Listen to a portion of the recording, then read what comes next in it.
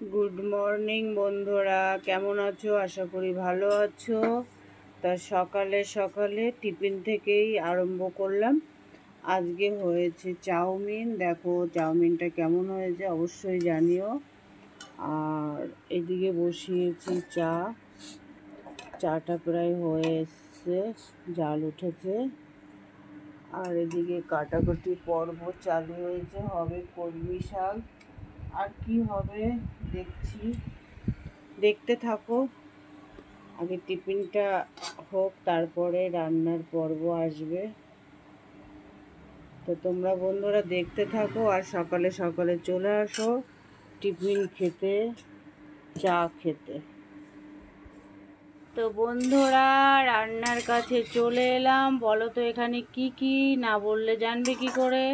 এখানে পটল, আলু, সয়াবিন একসঙ্গে এটাকে আমি সুন্দর করে ভাজা করছি। ভাজা করার পরে এটাকে কি করব, কী দিয়ে রান্না করব অবশ্যই দেখতে থাকো বন্ধুরা, স্কিপ করে দেখো না। এমনিও আমি বড় ভিডিও বানাই না বন্ধুরা, তাই তোমাদের একটা রিকোয়েস্ট, আমার ভিডিও তোমরা স্কিপ করে দেখো না। আমি কারোর ভিডিও স্কিপ করে দেখি না, সবটাই দেখি। আর যাদের বিশ্বাস না হয় তারা আমার এলবিতে চলে আসবে, আমি বলে দেব।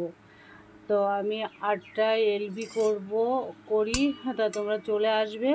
আর এটা রান্না শেষ পর্যন্ত দেখতে থাকো, আমি দেখাচ্ছি। দেখো বন্ধুরা, রান্নাটা তো আমি দেখাইনি।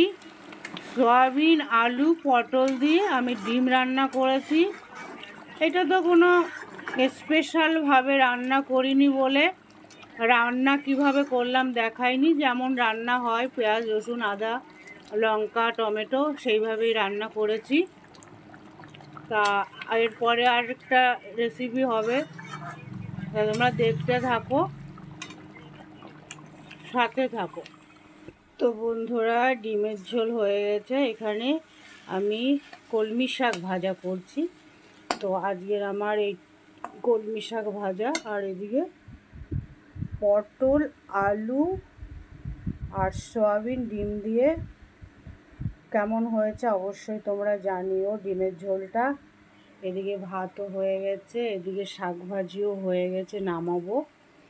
তো আজকের রেসিপি এই দুটো জিনিসই, আর কিছু না। তো বন্ধুরা তোমাদের কেমন লাগলো আজকের আমার এইটুকুনই রান্না অবশ্যই জানিও। আমি তো বেশি বড় ভিডিও করি না। তো তোমরা অবশ্যই সাথে থেকো, পাশে থেকো। ভালো লাগলে লাইক, কমেন্ট, শেয়ার করো। আর আমার চ্যানেলটা যদি সাবস্ক্রাইব করা না থাকে অবশ্যই সাবস্ক্রাইব করে দিও।